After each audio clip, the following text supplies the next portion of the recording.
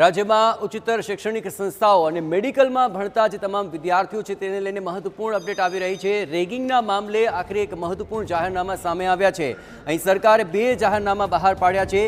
સરકાર સ્વીકૃત અને ખાનગી શૈક્ષણિક સંસ્થાઓ માટેના સરકારના 2 જાહેરનામા છે, જ્યાં નિયમોની એક સૂત્રતા જળવાઈ રહે તે રીતે આ જાહેરનામું બહાર પાડવામાં આવ્યું। સુપ્રીમ કોર્ટના ચુકાદા મુજબ અલગ અલગ શૈક્ષણિક સંસ્થાઓ માટે સમાન નિયમનો નિર્દેશ છે।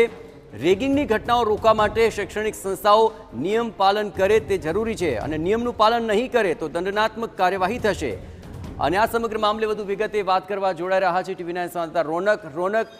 આ 2 જાહેરનામા પાડ્યા છે બહાર, તેની અંદર કઈ કઈ વસ્તુઓનો કરાયો છે ઉલ્લેખ? રોનક, જહેશ, મહત્વનું છે કે પાછલા વર્ષોમાં પાછલા દિવસોમાં જે પ્રકારે ઘટનાઓ ઘટી હતી, ચાહે જીએનએલયુ હોય કે પછી અમદાવાદની બીજે મેડિકલ કોલેજ, આ સિવાય પણ રાજ્યની જુદી જુદી શૈક્ષણિક સંસ્થાઓમાંથી અવારનવાર જે પ્રકારે રેગિંગની ઘટનાઓ સામે આવતી રહે છે અને આ સમગ્ર મામલાને લઈને ગુજરાત હાઈકોર્ટ દ્વારા સુઓ મોટો એટલે કે સ્વતઃ સંજ્ઞાન અરજી લઈને જે કાર્યવાહી છે તે કરવામાં આવી રહી છે, જેમાં ગુજરાત હાઈકોર્ટના આદેશ બાદ જુદી જુદી કક્ષાએ જે જુદા જુદા તપાસ છે તે સોંપાઈ રહ્યા છે।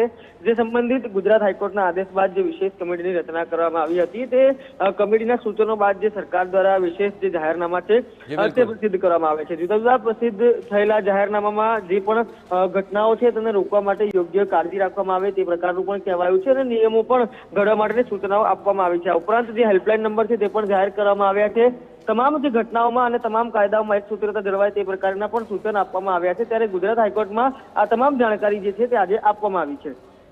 આભાર રોનક। તો આ સમગ્ર મામલે રેગિંગની ઘટનાઓ મુદ્દે કોર્ટે દાખલ કરેલ સુઓ મોટોનો પણ કોર્ટે નિકાલ કરી દીધો છે।